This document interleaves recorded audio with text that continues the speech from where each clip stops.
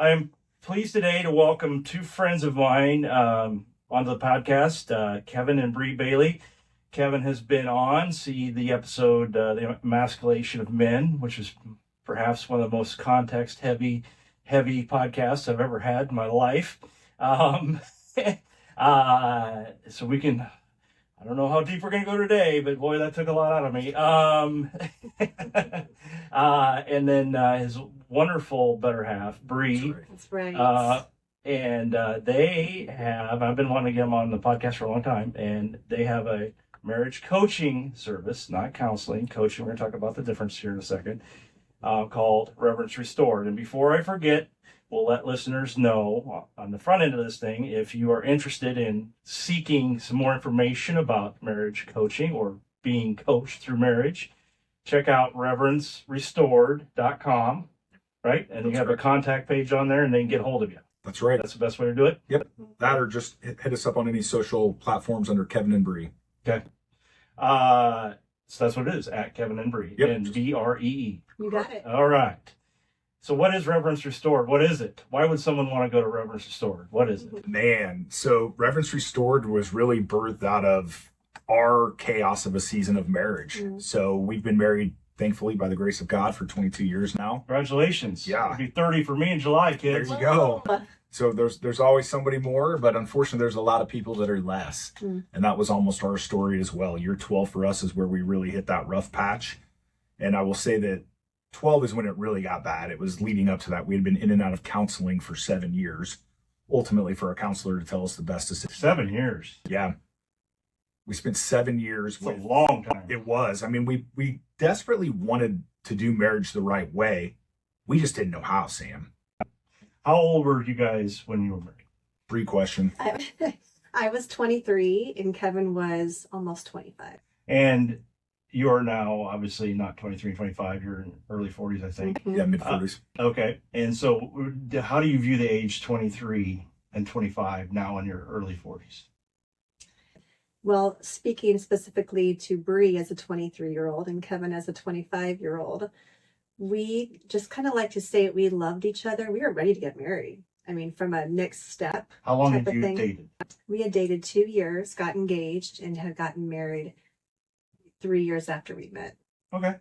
Yeah. It wasn't a rush. Yeah. No.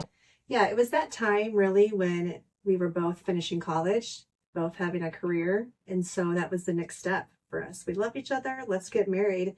Then that next summer, it's that age where every single one of your friends, I think that next summer we had like 8 weddings that we were in between the 2 of us. Oh, it's crazy.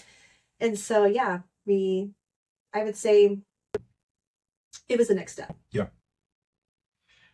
So why did you start it? Yeah, because as I was saying, that 7 years of counseling, ultimately for a counselor to tell us the best decision for us was to separate. So we did. We spent 10 months separated, 1 week away from a finalized divorce. I was involved with another relationship during that process, complete chaos in our lives. And I went the way of the world. Bree went the way of the word. Just dove into God, what God had in store for her, wasn't willing to give up on our marriage, continued to fight for it. And I was out doing my thing, right? Like just being a complete bonehead, living life the way of the world. Thankfully, her prayers were answered, had amazing people around her. And 1 week before our divorce was to be finalized, we decided to put our marriage back together. And as we went on that 2-year journey of learning what that looked like, placing God at the center of our marriage, which was something we had never done before. We had a desire to, but we didn't know what it looked like. We really felt like there was going to be an opportunity for us to help couples that were in a similar season to us, or the one that we had gone through. So for me, I know you referenced the podcast we were on before. I mean, my view of a man was the world's view of a man, not God's word of a man. I didn't know what it looked like to truly have God-fearing masculinity and do it the right way. And as God taught me how to do that, I saw the need for other men to be able to experience what I had experienced, and then other couples to be able to experience what we had experienced. Whose idea was it to start this? Both of us felt the leading, I think, the calling. It was their call. Yeah.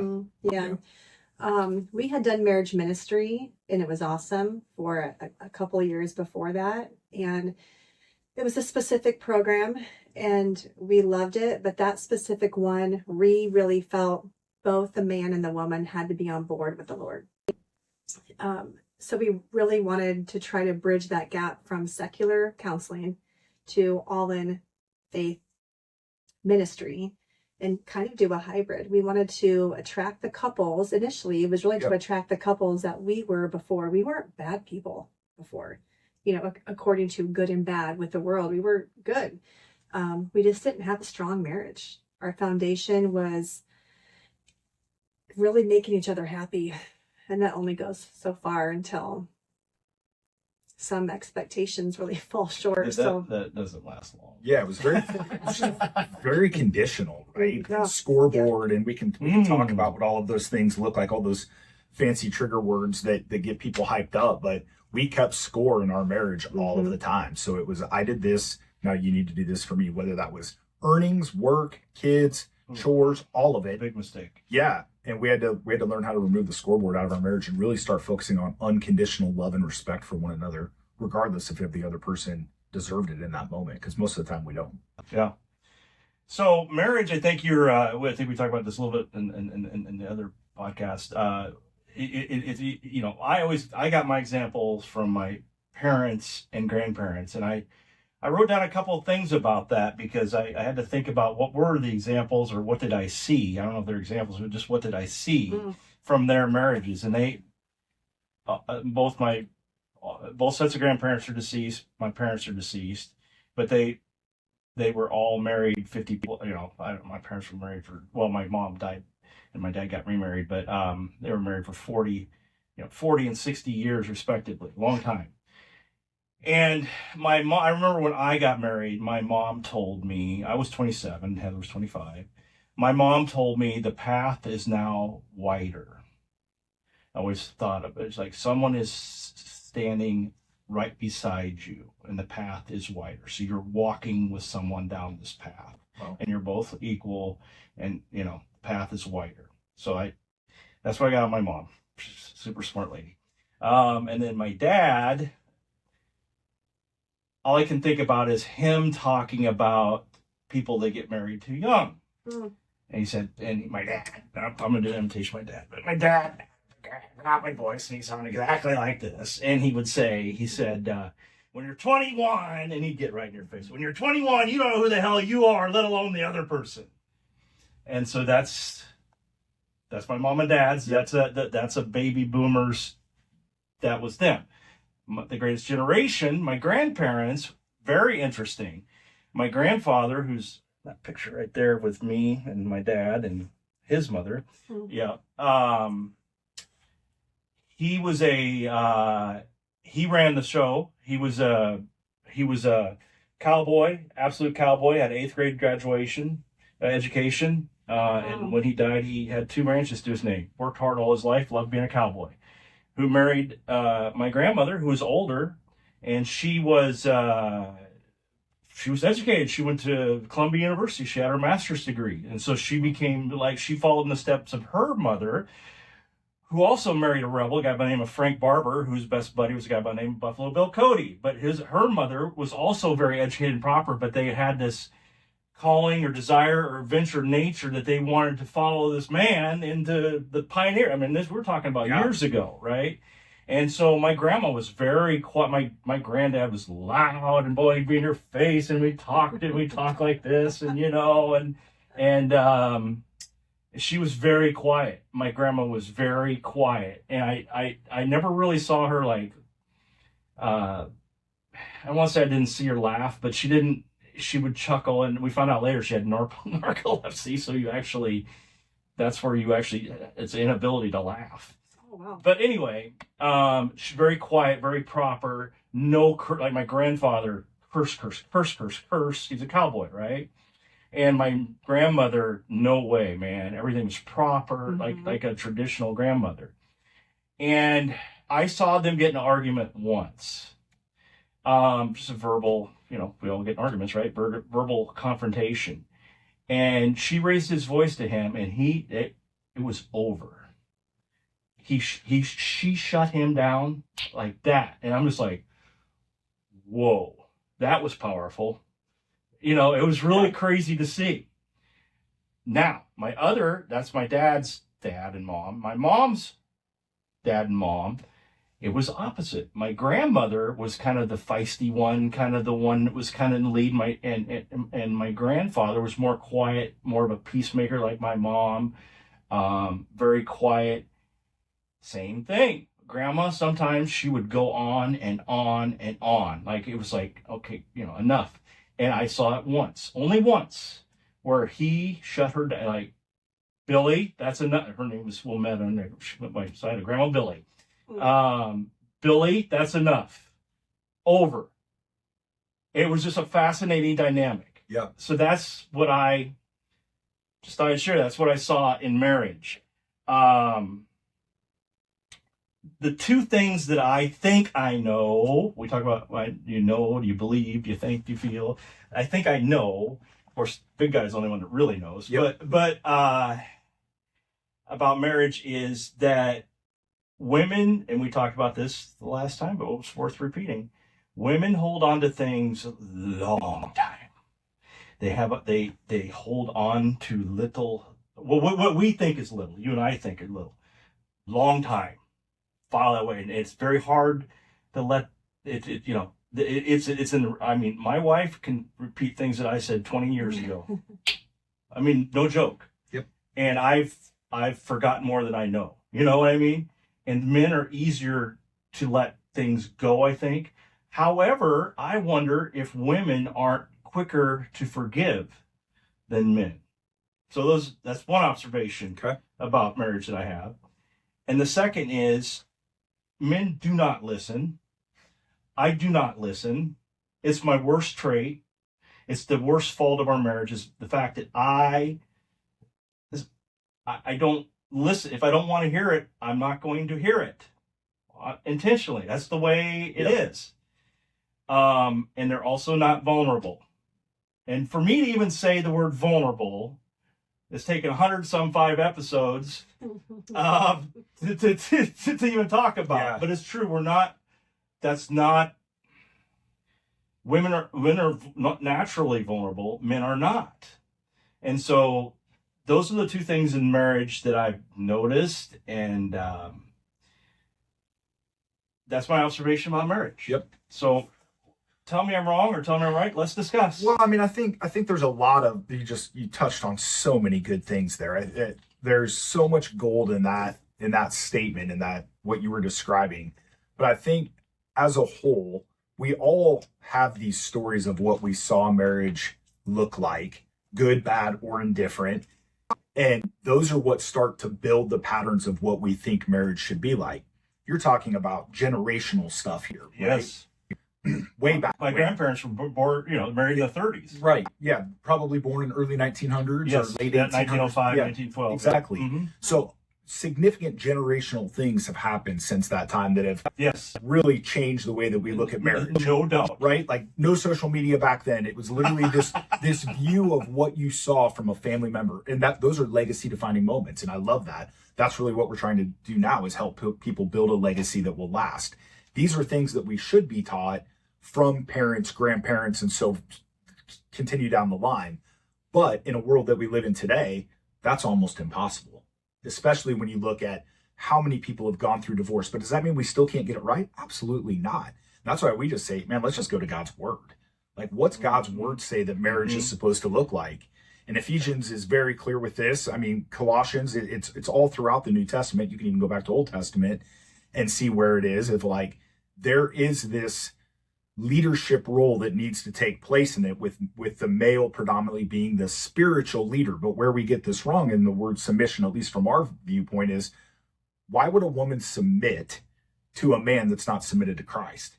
I've got to be submitted to Christ before she can submit to me. Otherwise, I'm not going to lead her in the right path. So men, in this moment of, like, whether we're barking out in fear or whatever it is, like, we just completely don't, we lived that for so many years, where it was more of the hierarchy of what you see within a business model of boss. No, I'm not her boss. I get the chance to be the spiritual leader for her. So if I'm submitted to Christ, that means I'm under his submission. Now she can easily follow behind me in the submission path because I'm going to be led by Christ. But in those moments when I'm not, that's where she gets this opportunity to say, pump the brakes, dude. Time out. You're yelling, you're using language you shouldn't be using, you're speaking out of line, you're talking down on the kids, you're talking down on me in this moment. This is not what we do. And now I've got this opportunity to say, humble myself, which is very hard to do, and say, whoa, you're right, man. Thank you so much for bringing that to my attention. Or you don't get a chance to talk to me like that. And it's like, whoa. Thank your spouse. Yeah, exactly. That's wild. So that's one perspective. I'll let Bree touch on that. But then from a vulnerability standpoint, like, it's so tough to anybody listening and all of the audience and you and all of us. Like, that's the last thing I want to do is be vulnerable. I have zero desire to do that. But if I don't, I agree. yeah. All right. If I don't with her, I'm robbing her of something that she has an opportunity to minister to me. And that's really, rob is the key verb there. I'm robbing her of the ability to minister to Now, my you don't heart. want to rob her, do you? Absolutely It's not. like sometimes the things that, and I intentionally am not going to talk about my marriage because my wife is an extraordinarily private person. Yep. But I have found in marriage also that sometimes my intention, like if anyone mess with my wife, you better damn well bring your freaking helmet. Right. You know, my intention is to protect Let's her. go. However, there are times when my intention was to, I don't know, whatever she received from me was a complete opposite. It was freaking opposite of my intention. Yeah. And I'd love to go into more stories, but Heather does. Out of respect for her, and we'll hit stop, and I'll tell some stories. But yeah. Yeah. Well, there's so many generalizations about what a good marriage is. And so many people can have a good marriage on the outside, but on the inside, it's a disaster. Well, look at all these homes, right? Everybody's just, we're all just happy. No, I don't think so. Right. And if that's the way it is, let's go. I want it to be like that. Yeah. But for us, we can only really speak for ourselves. And this is not to say that if you have a good looking marriage on the outside, it's a mess on the inside. That's not what I'm saying. But for us, we had, for the first 12 years of our marriage, what looked like, I think at least, a great marriage. We were both working, had a decent house. We had 2 to 3 kids at the time. At the end of 12 years, we had 3 kids together. We still do. And things maybe looked great on the outside. Yeah, keeping up with the Jones is pretty good there, huh? Yeah. Yeah, and even if that's not the intention, that's kind of how society is. What do you have? What vacations? This was before social media was really crazy, where you compared, the Instagram highlight reels. But I would say we also bought into the lie that our marriage was pretty good. We just had some stuff that we couldn't fix on the inside. And so after a while, we got tired of going through the same argument again, the same heartbreaks again. We had things that we learned later that we had brought into our marriage, hurts, pain, bitterness from even before we even met. So here we are. Kevin does a great job, but we had these 2 suitcases. Anyone who gets married has, 2 suitcases. Baggage that they bring into the my dad loved that word. Did he? He did. And so we bring this baggage, this suitcase into the marriage, and then we all of a sudden think, well, we're married now, and so you have to fix me, I got to fix you. If those are your issues, you figure it out. You don't know who the hell you are, let alone another person. Right. Dad was right. Yeah. I think one of the best ways to explain this is like what Bree's describing. I think the visual that you can use is like when you go on vacation, you both have your suitcase. One puts it in one spot, one puts it in the other spot. When you get married, you take those suitcases and you literally throw the clothes in the bed. You're just unpacking them all and laying them on the bed. Guess what? Now you're going to start sleeping in that bed with the clothes that are in that suitcase for the rest of your lives. There's some tainted clothes. Exactly. And over time, you start to roll over and you're like, ooh, man, what's that shirt that's like underneath my side as I'm sleeping? Can I move that out? And you start to pull it out and you're reminded in that moment of like, oh man, I had this on when this happened to me. And it's that triggering moment of I felt like crap. And it matches exactly how this person that's sleeping next to me feels. And then they've got their own piece of like, ooh, man, what's this shoe underneath me right now? And oh, I had this on when this happened to me. That's all the way back to early age. I mean, you talked about early on how women remember all of these things. It's such a true statement because men are more compartmentalized, right? Move on to the next thing. We're task oriented. Tell me my project, give me the goal, and I will go achieve it. Men have brains like waffles, women have brains like spaghetti. It's all just going around on the inside. Doesn't mean that one's right, one's wrong. It's just they're different. Wired. Yeah, we're wired differently. So, like, that's why I said to Bree, what are the dates of this at the very beginning? I don't know I barely remember the date today. Right. Like, I don't know those things, but she can nail every date, every moment, all of those of what happened when. So now I've got this opportunity of when that shirt comes out and we roll over it, are we going to be vulnerable enough to talk about what happened when we had that shirt on with one another? That doesn't mean that I go out on the street corner and talk about all of our problems, unleash all of my weaknesses, all of my vulnerabilities. No, because it's between you two. It's between us. It's your business. And the close people that we bring in, because that's a big piece of it as well. Like, we've got trusted advisors now in our marriage, in our lives, that we can sit around and be vulnerable, because we're not just vulnerable with what we have. There's times where, like, there's something I'm not ready to talk to her about. Well, if I can't go sit with another dude and be like, hey man, I'm struggling with my wife in this area right now, and if he can't point me back to what God says and how we're supposed to operate with us together, then I've got the wrong circle around me. I need guys that are going to speak truth into me. She needs women that are going to speak truth into her. Say, you know what? Just because you had that shirt on in that moment, God's got bigger plans for you. Isn't it interesting though, your friend group, have you ever shopped for the answer you were looking for with different friends? Oh yeah. Talk about Advice shopping, man. People do it all the time. Yeah. We get like, hey, I want this advice. I want this buddy to affirm that, yeah, you're right. Validate, yeah. But what you're talking about is something completely different. I mean, Sam, it's the difference of our story. When we went through when we started to go through the worst season of it, I went the way of the world and she went the way of the word. She surrounded herself with women that were going to speak truth into her.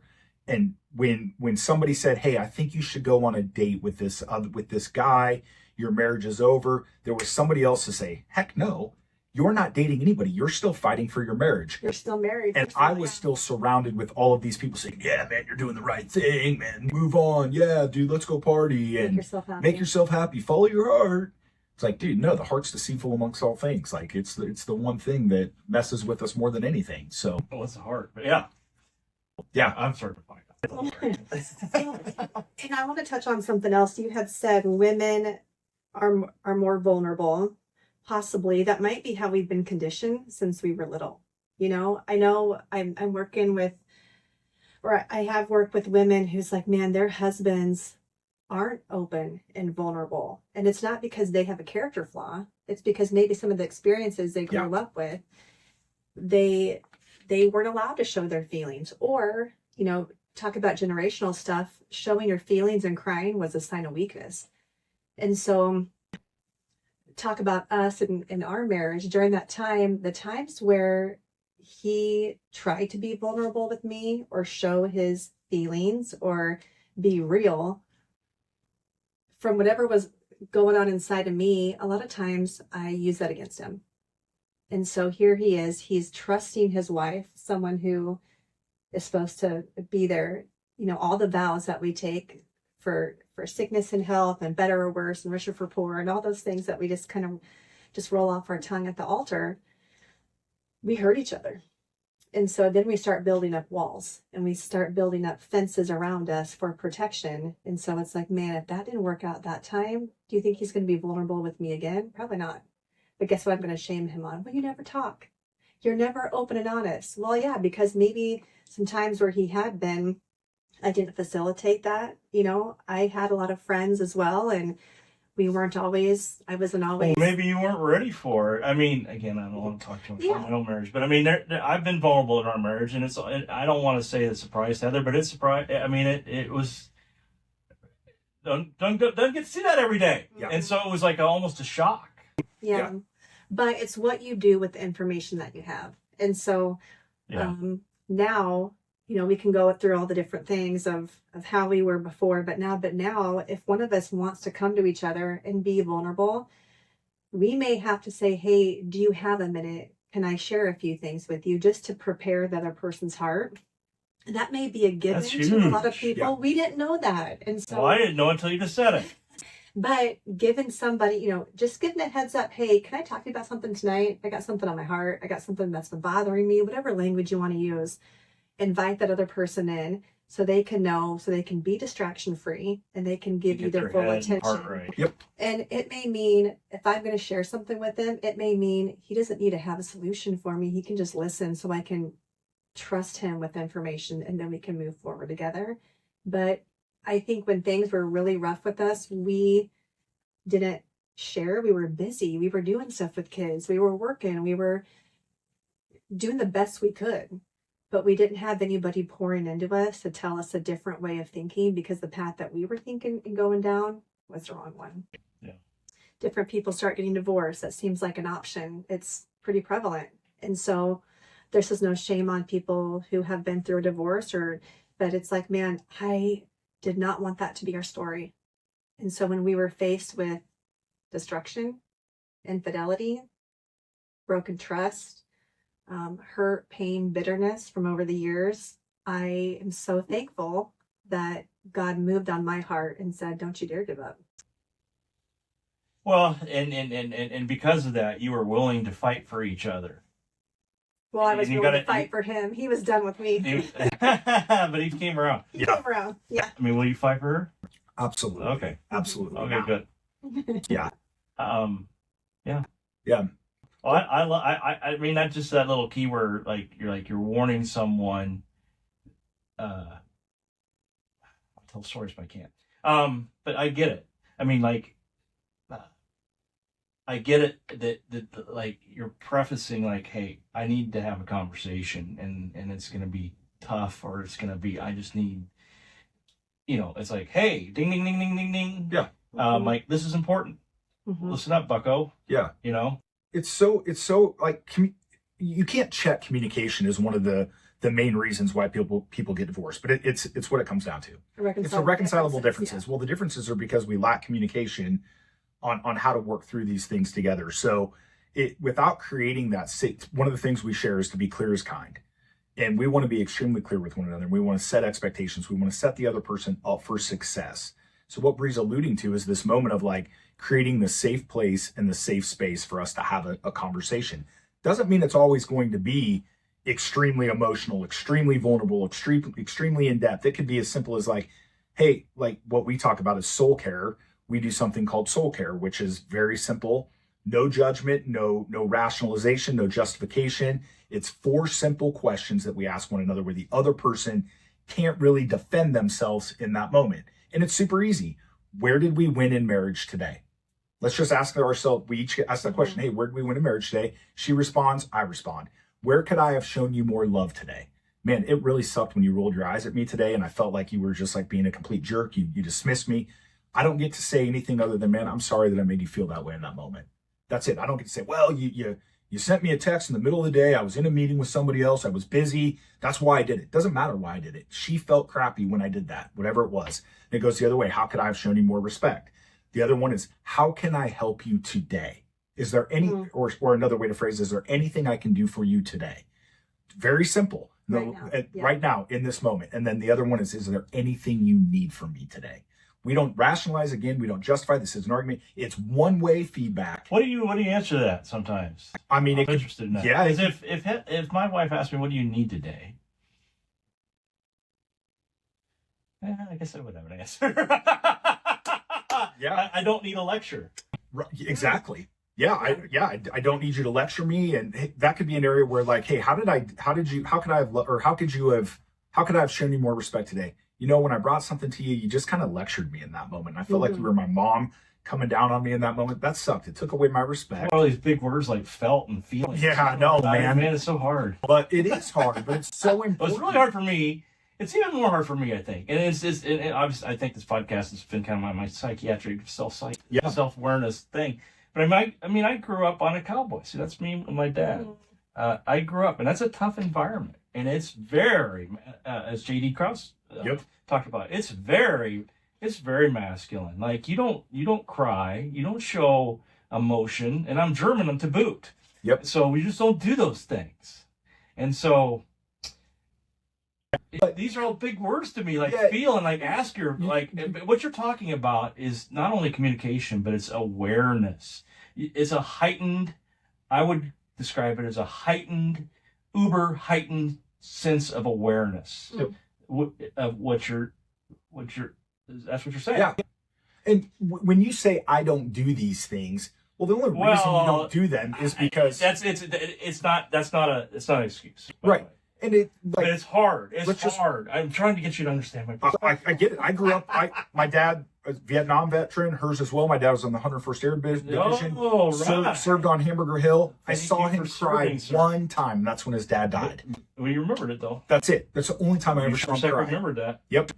He threw his keys, mad because they had left the hospital when he got home. There's no cell phones at this time. He got the call at home that his father had passed away. They thought he was going to be okay or get out of the hospital, so they left. That's the only time I ever saw my dad cry. He said, I love you, one time that I remember, and that was when he was dying. That was it. Like on the bed in front of us, and brought us all together and said, you guys are my family. I love you guys. Those are the moments. So I could sit here as much as I want and say, I grew up in this very tough environment where we didn't do those things. But at the end of the day, when God came into my life, I had a Bible placed in front of me. Jesus wept. Jesus shared his emotion. Jesus shared these things with other people. So that's my model. Back to your center. Yep. Yeah. I'm getting back to the model of what his word says is true. And I 100% know everybody does not, but I believe in his word. Did your parents? So your parents? I think you just said this. Your parents. You only. Did your parents ever tell you that they loved you? My mother did. I'm sure my dad did, but I certainly don't remember. We didn't use those words. Yeah.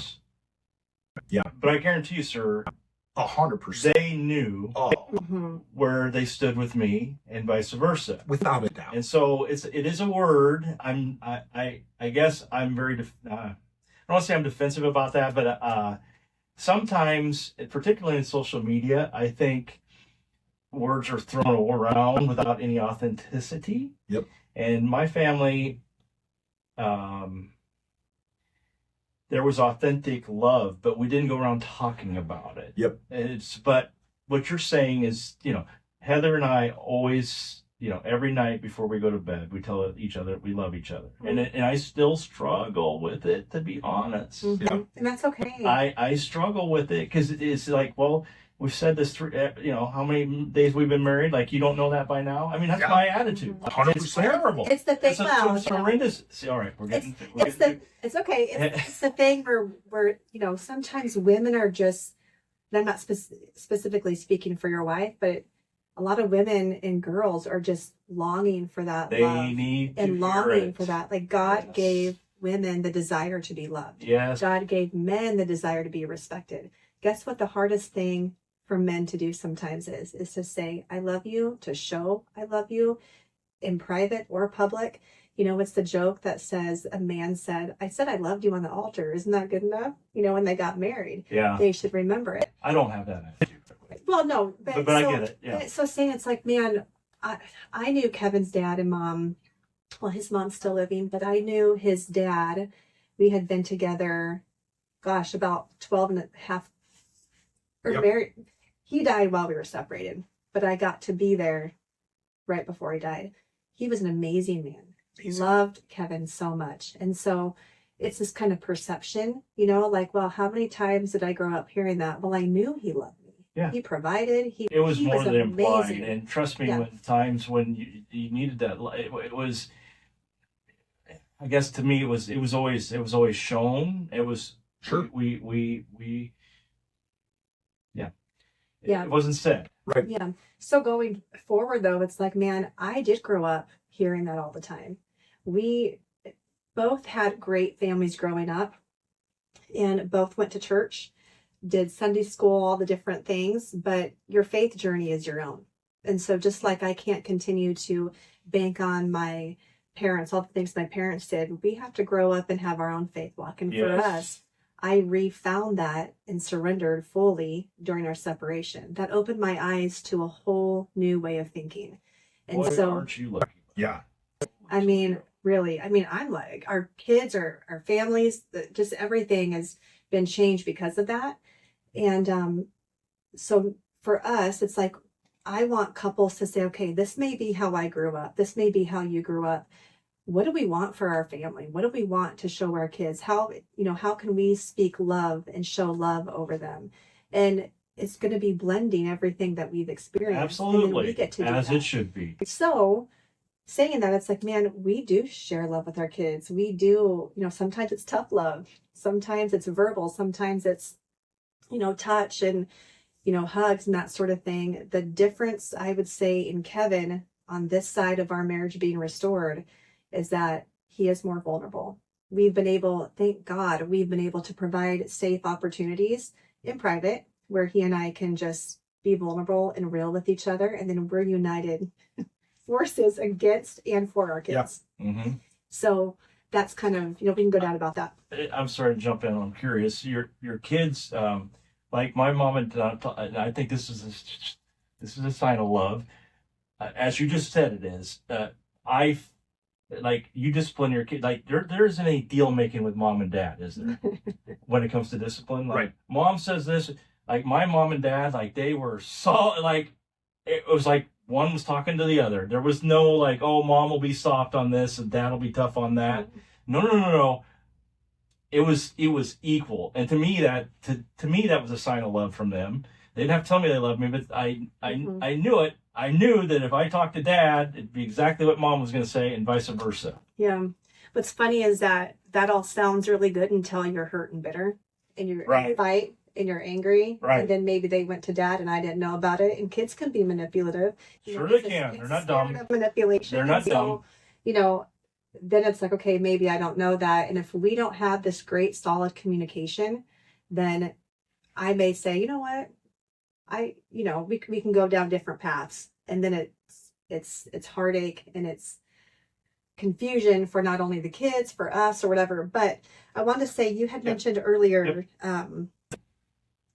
we had just learned recently intention perception gap. Am I saying that right? Yeah. Intention perception Yep. gap. So often what we had talked about in some of our counseling before marriage before our separation was, well, that was not my intention. I'm doing these things. That's not my intention. That's good to say one time. I don't want to use that as an excuse. But guess what I did all the time? Well, that's not my intention to disrespect you. That's not my intention. That's just your perception. Okay, let's take it a step So why further. don't you change their J.A. So when I'm thinking that, though, it's like, okay, now, for example, if I do something that he feels disrespected or he's hurt by it, instead of saying, you're such a this, you always disrespect me, you never listen to me, you never honor me, whatever it is, he can say something along the lines where, hey, I know that wasn't your intention to hurt me or disrespect me, but I want to share with you how I feel. Yeah. This is how I perceived it. Here's how I received it. Yep. And then it's like, okay, it's diffusing. Like, I don't have to have a big argument. Most of the time now I'm going to be like, man, that was my last. I do not want to treat you that way. That's not what I meant. Missed the mark on that one. Yeah, but it shows humility, and I can be just as prideful as the next person and say, well, that's your perception. Sorry. Quit being so sensitive, or, whatever it is.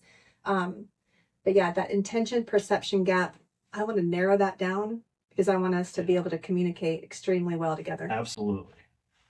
Very, very important. You were talking about discipline, and I wanted to pull this up because, like, in those moments when you were talking about kids, we learned after the fact how to discipline our children the right way, biblical way, and that took some time to get to. And I'm sure, knowing your background, this will be okay in most of your audience. But we did use a rod of discipline in our home. There was actually a spoon that we had, a wooden spoon, and we would sit down with them, never do it in anger, never yelling. We would give them a choice of always saying, and we learned this from our pastors, which was just great wisdom, of like, hey, you've got a choice in this moment. The path you're going down is not honoring to God, and it's not honoring to your parents. So you have a choice. You can either step off of that path, or there will be discipline for the decisions that you're making. And if they were like, okay, I went off the path, great. God's grace, our grace, okay, love you. Thank you so much for making the right choice. But most of the time, now they do, but for a season, our son specifically just didn't. He would always pick the path of, I'm going to stay on this crazy cycle right now. So we would sit down. I would never take his pants off of him. I would always have him do it himself. We'd step into a private room and I would say, son, I'm going to give you the rod of discipline. And here's why. And I would read I would get the Bible out before I would do Proverbs 13:24. Those who spare the rod of discipline hate their children. Those who love their children care enough to discipline them. I would read that to him in this moment. Once he would calm down, and then I would say, you're going to get the rod of discipline for your choice. And it wasn't going to be angry, wasn't going to be me yelling at him. It would just be a simple smack on the backside. Do you understand why this just happened? Yes. Okay. The next time we're in this situation, we have a choice to make. We can either pick to get off the path, and there's going to be grace, there's going to be blessings for your choice, or there will be the rod of discipline. That only takes a few times. But again, never in anger, never an embarrassment, never a moment of like, hey, you're a bad kid. It was always like, dude, we've got a choice to make in this moment. And that same thing applies to us, so the way we're going through things. We've got a choice to make in what Bree was just describing. I've got what you just said to me sucked. You said it the wrong way. I didn't hear it right. It hurt. Okay. I've got a choice where I can either humble myself and say, man, this person's sharing something with me. I can get super defensive. I can fight back. I can push back. I can try to explain everything I've just done, why I did it.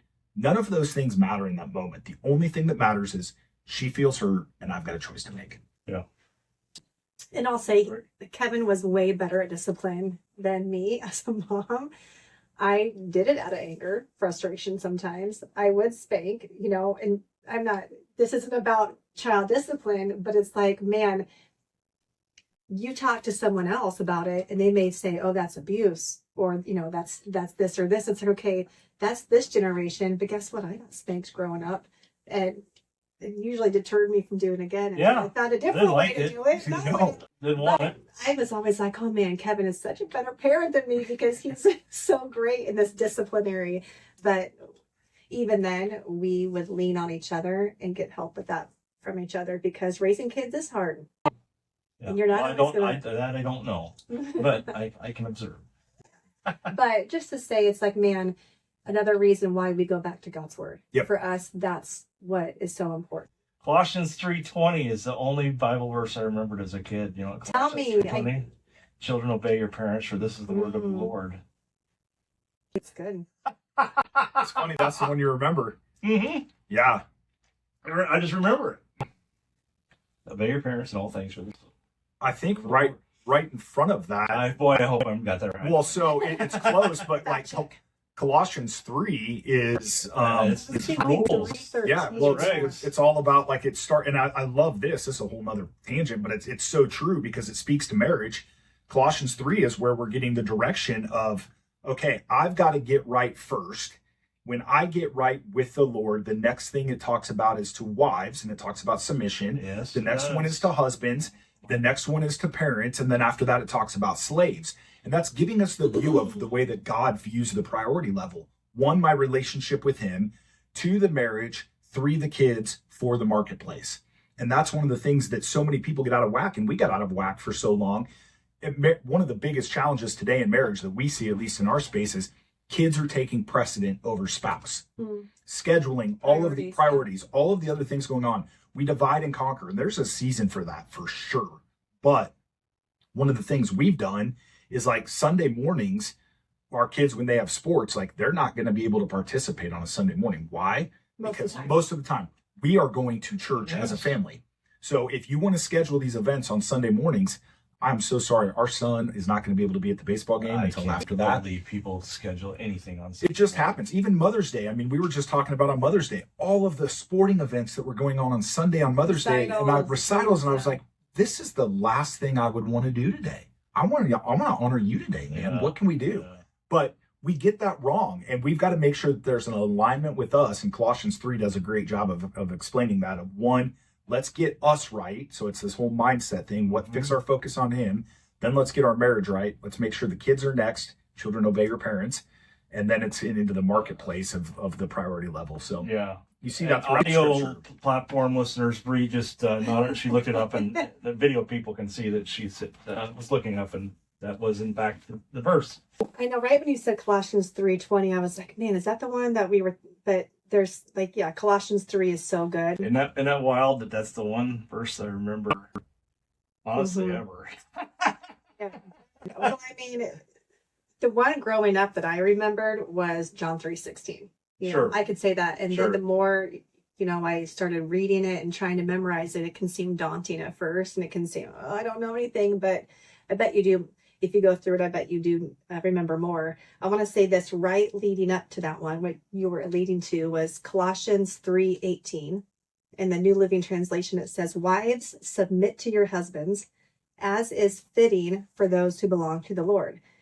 In other words, submit to your husband out of reverence for Christ. Yes. Not because I want to, not because he's demanding it. Told me to do some P. Diddy thing that we're hearing about. Yeah. But, Right. No, and that's a whole other thing. That's a whole different thing. Yeah. And then in 19, it says, "Husbands, love your wives and never treat them harshly." And then 20, "Children, always obey your parents, for this pleases the Lord." And then it goes into the other things. But, including slavery, but we won't talk about Well, I mean, that's just representation of marketplace Business, at that time, right? In Yeah, business, yeah. slaves obey your masters, it. and There's no different than right, than having to work for somebody. right, Obey your boss right. is essentially what that's saying Right. there. But for us, what it goes back to is we have a blueprint for how we want to do things. We're still going to get it wrong. And even talking about Sundays, there's some times where we make an exception. But you know what's crazy is, so you have the Mother's Day, Memorial Day, Father's Day, 4th of July, all the different ones, Christmas and Easter. We have there's a volleyball tournament, and this is not a knock on volleyball, but it's like, man, there's volleyball tournaments specifically that I know of that are qualifying for regionals, and they're an Easter weekend. Yeah. And they have been, and so that's a whole scheduling thing. That's a society thing. The But it's like, man, Masters tournament is usually on Easter season, isn't it? Yeah, It's crazy. Yeah, it has been. I would have guessed this if I had trivia, but just the other day we heard it because it was Mother's Day. Mother's Day is the third most Second. Christmas and Easter. Okay, yeah. Christmas and Easter are number Church. 1 for church, and then Mother's Day is number 3. Father's Day is one of the least Boy, For attendance. for attendance at church. it's because Dad doesn't want to go to church. Dad wants to go golf. Dad wants to go do something else. Dad wants to That's do your his point. thing. Yep. Yeah. Mother's Day is the third, and Father's Day is one of the least.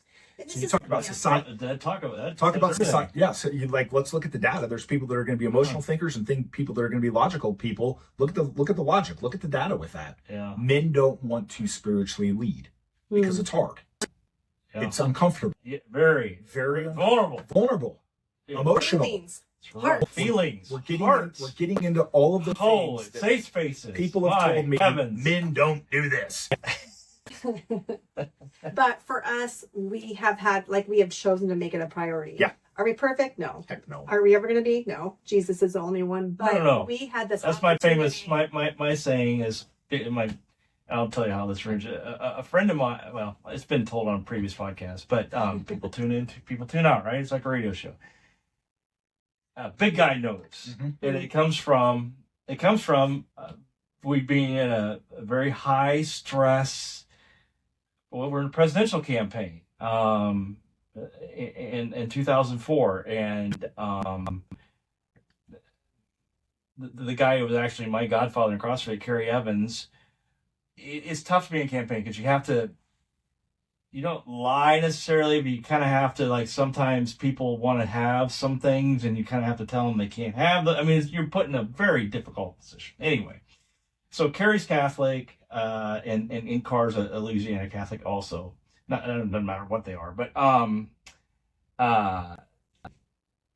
Carrie got off the phone with someone after he had to tell us, basically, like another friend of mine used to say, my job is to tell people no. Like in presidential campaign, your job is to tell people no.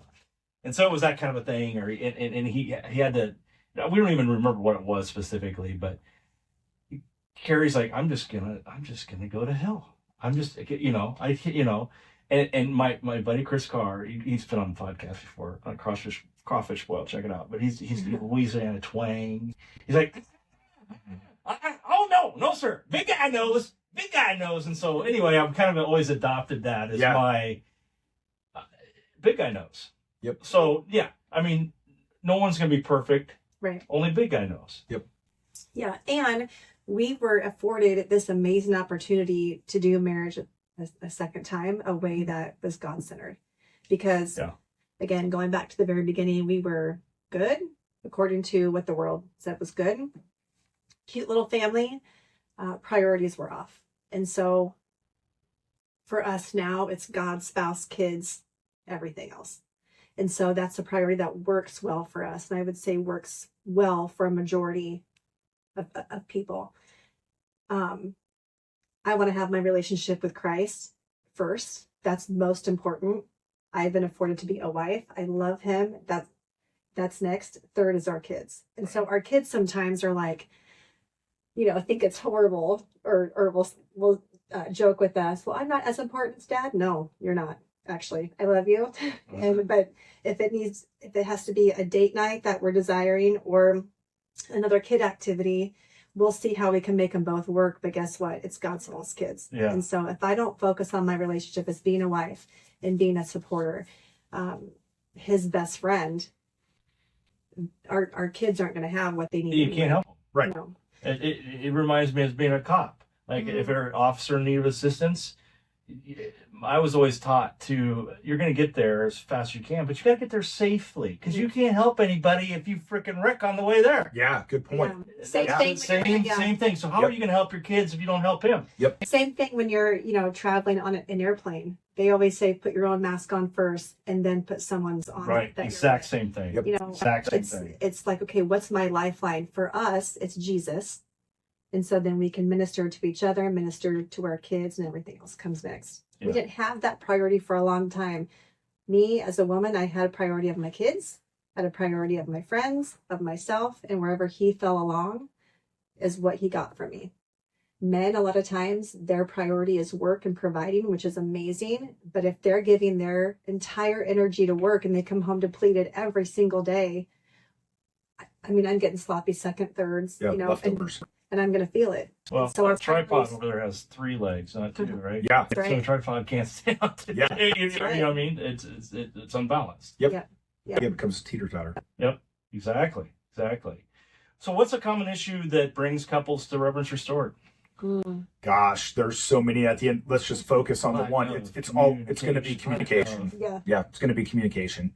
When you start to peel back the layers every time, it's always going to land on communication. There's a communication gap, unmet expectations, unmet desires that the other person has, and not knowing how to talk about it. So like when we coach people, we make it very simple. We start with the 4 C's of marriage, and that's communication, conflict resolution, connection, and community. Those first 3 are all internal. So we don't even step outside of the 2 of us until we start talking about these 3 things, getting communication right. Because if we know how to communicate, when we communicate, we know we're going to be faced with conflict. We just are. We're 2 different people, no matter what. That can be me and Bree. That can be you and I, Sam. Either one. There will be conflict that comes up when we're starting to talk with people because we're going to disagree on things. So if we can communicate about the small things, we know how to work through conflict without it turning into a knockdown, drag out fight. And we've got a good conflict resolution strategy. Now, when we're spending time together, we can actually enjoy that time because we can talk. When conflict comes up, we know how to work through it. Now the connection points that we have together are not gonna be like, that's the last person I want to be with. Are you kidding me? She's gonna want to talk to me about this stuff. We're gonna have a problem. It's just gonna be another fight. She's gonna be critical of me. Those moments are still gonna happen in our marriage. They still do. But when they do, we now know how to get through it. And then the 4C is just really looking at the community around us because we can't do this alone. Even us 5 years, 7 years now into this marriage coaching thing, our marriage at times is still not awesome. But we've got great people around us say, dude, we're struggling right now. Hey, let me help you out. What do you need? Let me pray for you. Do you guys need to get a break? What's your regular routines look like? Have you guys had a date night lately? Right. Man, when you think about that, we haven't. Okay, cool. So we've got community around us. And then we start moving into the bigger topics of trust and forgiveness, spiritual, emotional, physical intimacy, healing. All of the big things are kind of after that. The reason being is let's get back and peel back the layers and get to the root issue. We have a communication gap. And so, just for clarification, it's my understanding that not only do you counsel, or it's not counsel, not the word, coach. Coach. Not only do you coach couples, but you also coach men and women. And so is it still the same answer? Is it still communication on both? So how does that look from a man's standpoint? Why are they coming to you? From a woman's standpoint, where are they coming? Yeah, most of the time when they enter through that path, which actually is about 80 to 85% of the people that we work with. Is that right? Yeah, come through that path. The reason being very similar to the story and the journey of us, one person doesn't want to work on it. They're either done, it's over, infidelity's taken place, broken trust, they're out. That's fascinating. So the best scenario for us is when one starts to work with us and then the couple decides, okay, I'm seeing change in this person.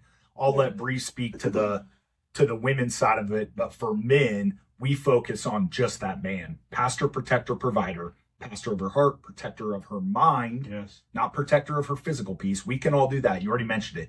If somebody hurts my wife, I'm going after them. Down they Without go. a doubt. We can all physically protect, most of us. So pastor of her heart, protector That's of her what I mind. think about most CrossFit workouts, honestly. Like somebody's missing one. Yeah. Fight. We're there. And then I'm like, how do I survive? And when you've seen me CrossFit workouts, you're probably worried about, oh man, I better help him. And then it's the provider of stability. Whereas so often we think of provision as how do I provide materialistic shelter financially for my family? Great things. But if I'm not providing stability in our marriage, man, I'm missing the mark. I'm back to your tripod. I'm the teeter-totter. Yeah. If I'm the barometer, if I'm the thermostat walking in the room and I'm always at a level 10, my whole family's going to be at a level 10. So I've got to learn how to be the pastor of her heart, protector of her mind, provider of stability. We do that by looking at who is giving me vision, who's getting my best, who's going to battle with me, will I be ready when it matters most, and will my legacy last? So when I work with men, we focus on that. And then at the lid for that whole piece is really as we make decisions and say yes or no to things, we say yes or no to them through the lens of, one, is this making me a closer follower to Christ? Number one, if the answer to that's no, there's no reason we should ever do it. Number two, is it making me a better husband? If the answer to that is no, man, I really got to think about whether or not I should be doing this. Is it making me a better father if we're in a position to have kids? If the answer to that is no, man, I don't know if I should be doing that. I'll give an example of that. One, hey, got this opportunity to go to this business thing. I'm going to be out of town for a week and a half. Like, it's going to be a great deal. Got to close on this one. It's going to be huge. Okay, well, my kids are going to miss out on something during that time. I'm going to be gone. I'm providing for my family. Doesn't mean I shouldn't do it, but I want to evaluate it through that lens of, is it making me a better father? And then the last one is it making me a better leader? So usually as we navigate through those things of like, okay, yes or no's, and then I want to be able to sit with my wife and say, hey, here's what we have on the table. Should I say yes or no to this? And then I'm really getting the opportunity to say, okay, is the Lord inviting me into this? Yeah. Yeah. So Some of those times it's like, yes, it's a great opportunity. Go. The Let's kids go. will be fine. I'll be Kids able will to be do fine. I this, got you know. this. But other times it's like, there was a couple times in a previous job that he had where he was gone on specific events that really didn't need to be out of town events for, but you know, it was like a Halloween where he was going to miss out when the kids were little doing something. Okay, that's not that big of a deal. But when it comes back to back to back things where he's missing out on all these important things, then we have an opportunity to sit and say, okay, is this something that I still need to be pursuing? If it is, great, let's keep doing it and just know it's a season. But for a while, it was just him making decisions and me making decisions. And then there was that perception gap, that intention perception gap. Okay, someone's going to get let down. And so just be willing to make a decision and invite your spouse into it with that communication. So it's not my way is what's going to happen. And that goes both ways in a husband and a wife. But yeah. Now, here's another question. So you both individually counsel men and women. Coach. I'm sorry, It's okay. Coach. And I think the answer, the difference is counseling. There's no faith involved. To me, that's the biggest difference. And then coaching, clearly, if you don't, accept Christ as your Savior, you're not going to work both. Is that? I can take Yeah. that. I mean, really, the way we explain the biggest difference is there is no knock on counseling. We Right. know amazing counselors. There are people that genuinely care about the other person. However, it's also an industry that has probably fallen victim to an insurance-based society. Yes. Where they're billing by the hour. Say no more. Yep, the billing by the hour, and the care is not there. Gotcha. And also Gotcha. like behavior modification versus root cause analysis. Coaching, you're a sports guy, you're a CrossFit guy. You could give me 5 workouts, I'll go do them. But if I don't have a coach to tell me what I'm doing wrong in the moment, I'm still going to make mistakes. Well, I'm going to get hurt. I'm going to get hurt, right? Same. And really, when we built this, we took the fitness model and said, man, in our best seasons of life, we've had a coach to say, time out. The way you're doing that movement, you're going to end up getting hurt. It might work for right now, but you're going to feel it at a later date. Okay, back to my original question before we got sidetracked there. So if you're individual, does it take longer to coach women? Mm. Or if you bring a woman on, are you gonna, your average first time you see them is 8 times, and average person for you is 4? Do you see that at all? Men,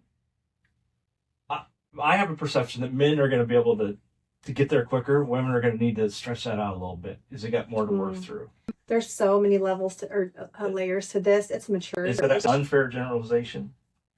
I don't know if it's unfair. I don't know if it's completely accurate with the clients that we've had. Gotcha. But everyone's on their own journey. And yes, maybe communication is the overarching thing. I was just seeing something recently and it said most people think that divorce is because of infidelity or, big, huge things. And it's like, what actually also causes divorce? Your life changing after kids while their life doesn't, feeling completely alone, being the one who makes all the effort, lack of follow through, always having to ask, not feeling heard, ignoring requests. There's so much that goes into the breakdown of our relationships. And for us, what was really crucial was when I quit blaming Kevin for, it's because he's having an affair, there's infidelity, that's why we're getting divorced. No, that was part of it, but there was such breakdown that I also contributed to our marriage. And that's for a whole nother podcast. But women, if it's a man or a woman getting to this breakthrough, everyone's on their own journey. And so their maturity level, their humility level, their experience, their wisdom, their faith, yes. But so to answer your question, we do work with couples or with people who their, faith may not be their top priority, but we just kind of say it this way: you can have a better marriage, but it's going to be the best marriage if you can learn to put Christ at the center. Higher power. Yeah. Yep. Yeah. Yeah. The ones that pick it up the quickest are the ones that are willing to give up control the fastest. Mm-hmm. Of course. That doesn't matter, male, gender's not that really. that goes with anything in life. Yep, exactly. That's exactly right. So it's really this spiritual maturity piece of whichever one is going to fully surrender all of it first. Yeah. Is gonna be the one that starts to excel. But then the other side of that is there are very few times, hardly ever, where both are growing parallel to one another. There's just not there. Well, the way we describe it is you never want to get one so far ahead that they can't reach their hand back and grab the other. One of my questions, I'll just jump to it, is how do you help couples align their individual goals with their standard vision for the future? Yeah. Because what you're talking about, two different, someone's might be going faster than the other, but you better have that, right? Standard vision for the future. 100%. It's the path you're walking on. Like my mom said, we're still on that path. We're still together. going. And there may be times where one of them's lagging back a little bit. That's okay. Just don't get so far ahead that you can't reach back and grab their hand and say, hey, come on, it's all right. I'm here with you. Right. I'm not going to let you fall back any further. I'll slow down a little bit. Doesn't mean that I have to slow down in my pursuit. It just may mean that I need to slow down in how much my expectation is of them to keep up during that season. And that might be something where you're like, hey, like right now I can see that you're struggling with some stuff. Like you're not in your word. You're not spending time with the Lord. I can tell that your tone's a little bit off with the kids.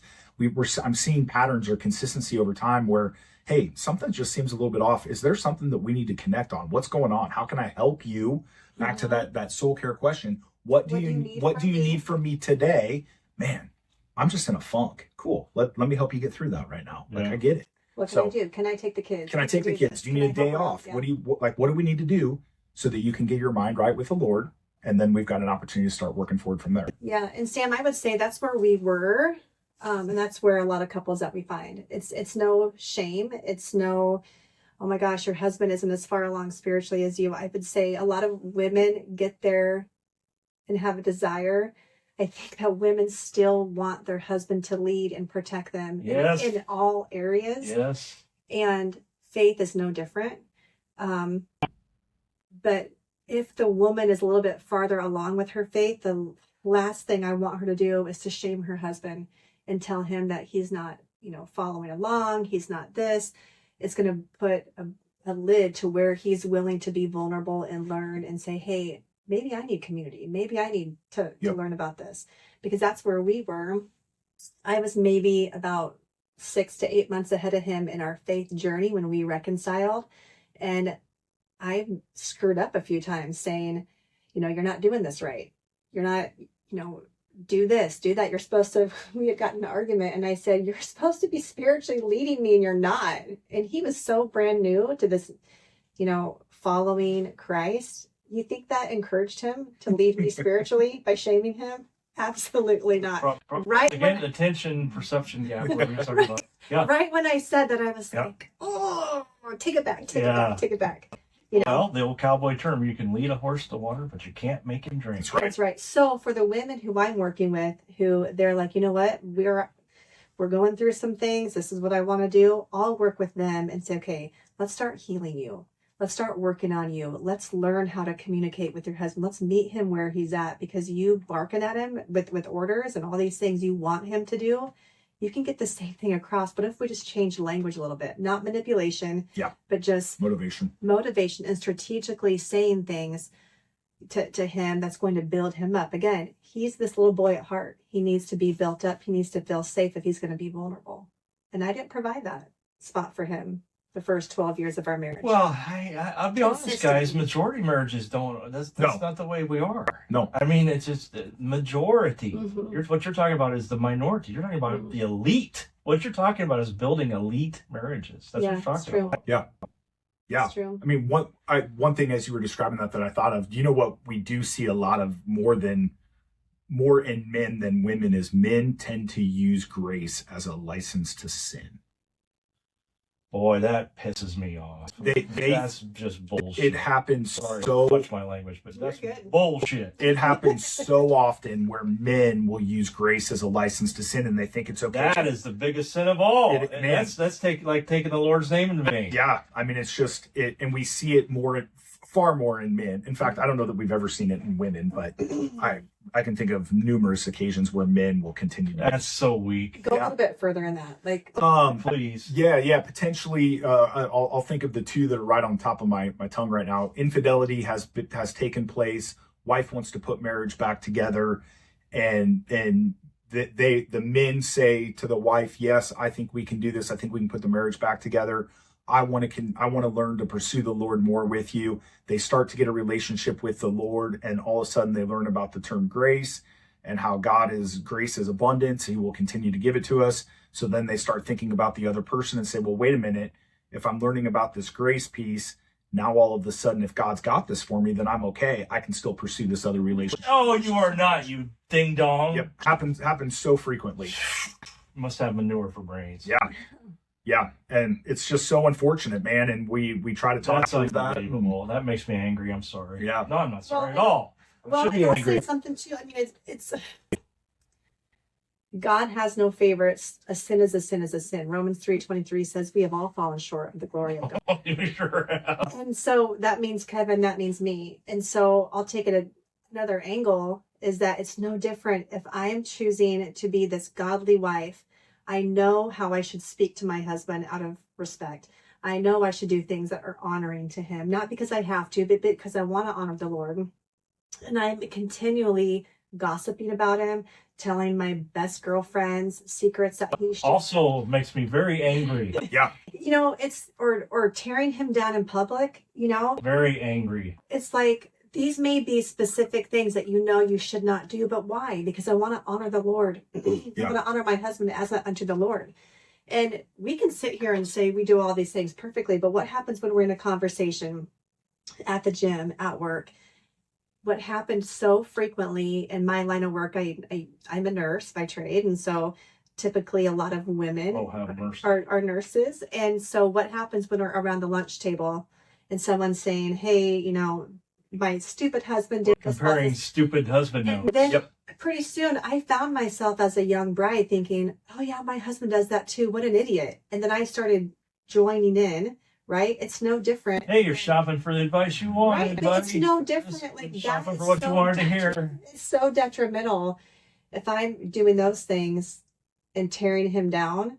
Yeah. You know, it's no different than him thinking that it's just I people just have it use the so- grace card for infidelity. Use the Oh, I grace was card. playing this grace Yeah. card. No, Yep. I think you missed the point. Right. Yeah. So it's like, man, if we can just get back to basic principles, for us, that's God's word. Yeah, absolutely. What's the successful story that? Well, you may or may not be able to talk about it, but what's the successful story that you witnessed through your work with other couples? Gosh, I mean, the first one that comes to mind is just the C&C couple that we have right now.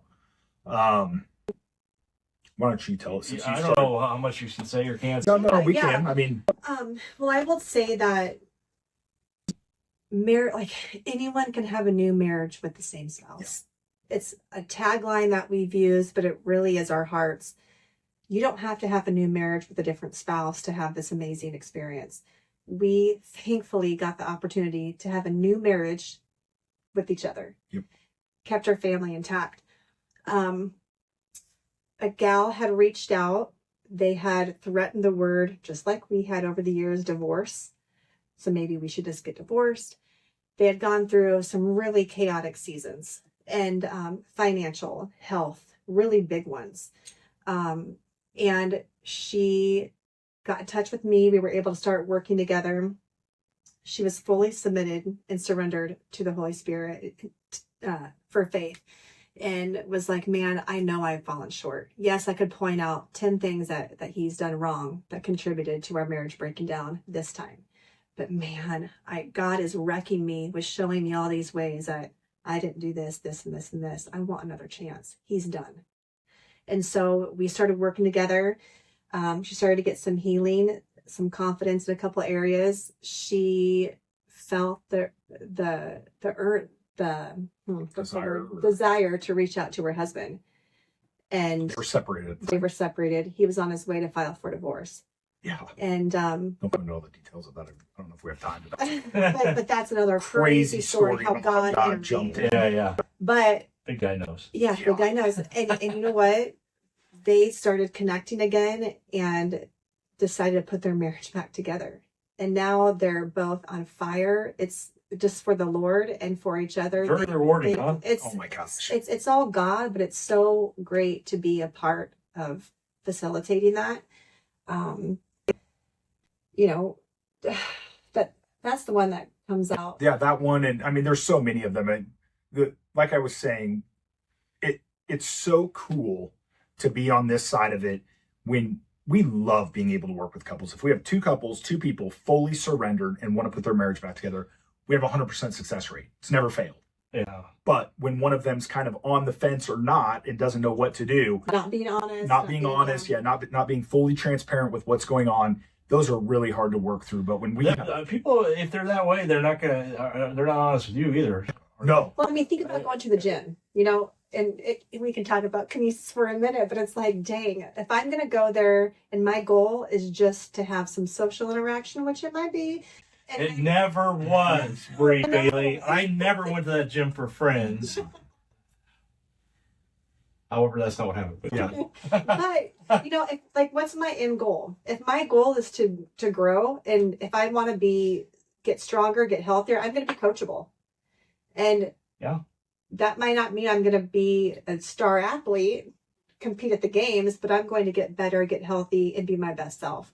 It's no different when someone comes to us for coaching and is like, you know, they don't have to take all of our advice, but the ones who are the most humble, surrendered, and coachable are going to have the best results. Yep. And that works amazing when both people do it at the same time. Yep. Or have a desire to, that's their end goal. That's the best thing you can hope for. We've had couples though.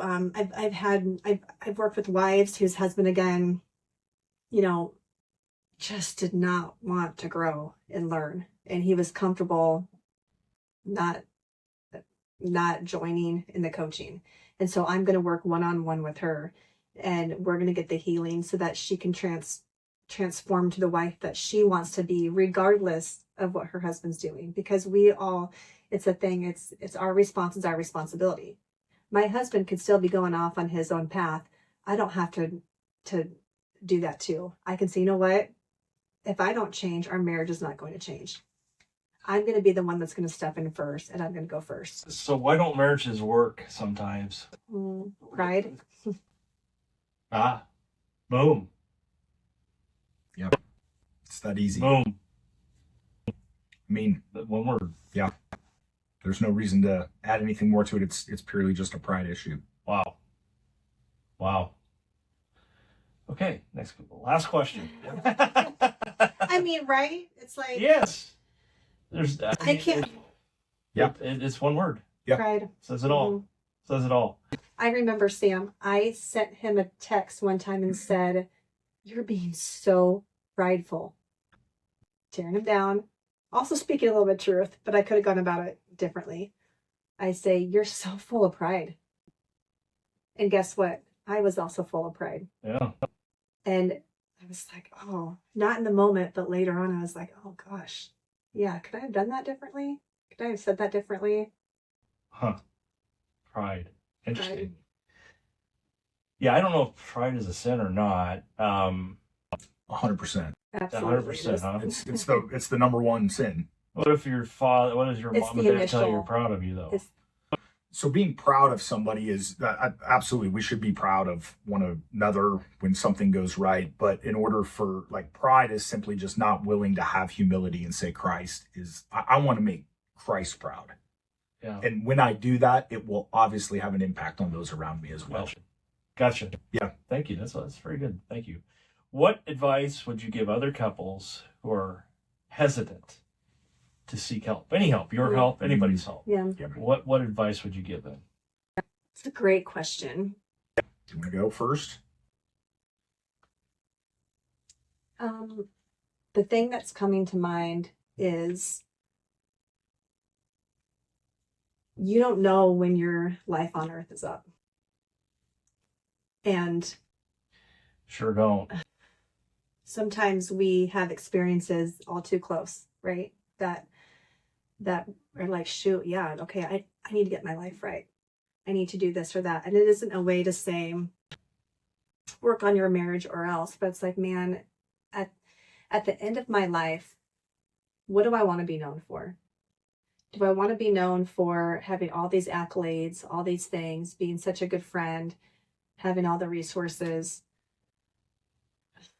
On your deathbed, those are you all going to be talking about some job that you No. wanted? And that's exactly or where I you was didn't going. get? You are never going to get things back, moments back. And gosh, it is never too late for a fresh start in your marriage, in your heart, in your health. And it's a legacy that we really want to work on and focus on. We can leave our kids with a great inheritance. I want them to know that they are loved, chosen, that marriage is not easy, but we are going to fight like hell to get it right according to the Lord every single day. It takes a lot of humility, a lot of grace, a lot of faith, a lot of forgiveness. But if you're hesitant to start working on your marriage, I would just say you never know when your time is up. Yeah. I Tomorrow's not guaranteed. I want him to know that he is my best friend every single day. We're going to fall short. Yeah. But I want him to know that after God, he's it. He's my most important. He can count on me for anything. And I want our kids to see that. Because guess what? If they choose to get married when they're older, they're going to have issues too. They're going to have conflicts in their marriage. I don't want them to think of us like we have this perfect marriage because it's imperfect. But I want to give them the tools and let them see firsthand what it looks like to work through things and still choose love and respect and just honor each other. It's good. You never know when your I love time's that. up. I love that. Yeah, I would just say you've got to remember that marriage is a covenant, not a contract. It's not a contract. If you had hit the altar and they said, "Are you still going to love her when she yells at you?" Your answer would have been yes. Of course it would be. Are you still going to love her when her breath smells funny? Yep. Not me. Are you still going to love her when she gains 20 pounds after that first kid and goes through a little bit of postpartum depression? Yeah, I'm still going to love her during those moments. Your answer would have been yes in any of those moments because your motivation was there to love that person to the vows that you said, which was in sickness and health, for rich or for poor, till death do us part. All of those things you're going to be faced with. You now have a choice to make. Are you going to follow through with the covenant that you made, not the contract that you wrote, the covenant that you made to say, you know what, we're going to go through some stuff and we have an opportunity to change generational paths for our family. The things that we've talked about from the onset of this conversation of, I didn't see that. I don't know what that's like. I don't do that. Great. I didn't either. But I had a choice to look to my Abba Father, Christ, and say, okay, I'm going to learn what it looks like to truly be a man that honors the Lord, loves my wife unconditionally, knows how to parent my kids the right way, can be a great leader in every aspect of my life, whether that's marketplace, ministry, doesn't matter where we're at. I want to show up full in every one of those areas, and I want to make sure that I'm honoring the Lord in all of those. And it starts with our marriage, man. When we get this right, when we get this relationship with Christ right, and we get this right, I have seen God move in crazy ways, not just in our life, but in so many people, so many other people's lives. Everything elevates. Everything elevates. Life gets simpler. Doesn't mean it's not going to be hard, but we've now got these two relationships that we can hold on to. One that is never going to change, the one with Christ. So he's going to give me everything that I need to do, and she's going to be along my side. And same thing with her. So it's just worth it. You're either growing or you're dying, and I prefer to grow. Another thing is, when you see divorce, oh my gosh, it's catastrophic. It's not only catastrophic to you, to your family, to your kids, to your in-laws, to everyone else, and it just doesn't affect It's a ripple effect. It's a ripple effect into your neighborhood, to your schools, to your community. It is. I mean, yes, it's one of the worst things a person go through. Yep. But there are people out there who are divorced. Absolutely. There are listeners of mine that are divorced. Yeah. What would you tell them? Yeah. I mean, don't give up. Yeah. No shame. I mean, like, you've got. That's what I wanted you to. I really wanted you to say. No shame at all. I mean, we've worked with our true heart. The couple, the CNC couple that we mentioned. They have both been married before. And so this is their second marriage, and they almost threw that one in the ditch and said, man, I want to get this thing right. So it's never too late for a fresh start. But what we don't want to do and what we don't want to see with couples that have gone through divorces, we've got to get that bitterness out. We've got to go through the healing process to say, okay, I want to make sure my heart's right, because if I do decide to step into another relationship, let's make sure we're prepared for it. Yes. And there's no shame back on the other one. Like, man, we did the best we could with what we knew at that time. Yeah. It doesn't mean that it was right, but it's the best that we could do. Same thing with the way that our parents raised us. Yes. They did our parents are amazing. No shame on the way that we were raised, but we didn't learn some of the things that we know now. So we're doing the best we can with what we know. We want our kids to go on and move forward and say they can do better than we can, because now they've got a better foundation than what we had. But I would just say it's never too late for a fresh start. Get the healing before you enter into another relationship. It goes back to what my dad said, is figure out who you are. Figure out who you are. Figure out who you are. Yeah. Otherwise, just be prepared to add another shirt to the suitcase. And that's why second marriages fail at a faster rate, third marriages fail at a faster rate, because most of the time we enter into that based off the next relationship based on an emotion. We're lonely. We want somebody, we want to be connected to them. But if we don't take the time to realize that there's only one person that's never going to leave us or forsake us, get that relationship right, we're not equipping ourselves to step into that next relationship, and we're just adding another shirt to the suitcase. And I would add to that God has plans for you. Yeah. That, yes, he can redeem. I'm so grateful that he redeemed our marriage and redeemed our family.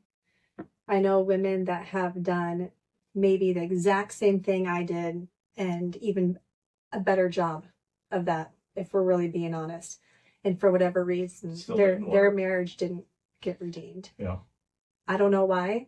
The Lord knows. Yep. Big guy knows. What you gotta say to that doesn't mean that they're any less of a human, that they're any less of a Christian, that they're any less of a woman, or, it's like, we don't know. But man, if you are divorced and you're listening, God loves you just as much as he loves us. If there's anything that we said along There's no the lines, favorites. the scripture says God has no favorites. But what an opportunity to take this time to get healed, to figure out what your goals are, figure out what your standards are, because just to be married doesn't mean you're a higher class citizen, right? Like if we can be, it means, man, give glory to God wherever you can give it. And so right now, if that's in a season of singleness or maybe your second marriage, fight like hell to, again, I don't think I've ever said fight like hell twice in 1.5 hour, but Well, I bring out the best in people. fight for it. I mean, whatever season you're in, fight for it and don't give up.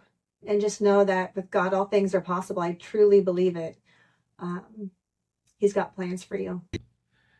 We'll end it at that. Guys, thank you for a great discussion. I really appreciate it. And again, if you want to know more about Reverence Restored, just visit reverencerestored.com. Awesome, guys. Yeah, that was fun. It's hard. So, It's a different topic. I got to tell you a story about... Shut this one off before I tell that story.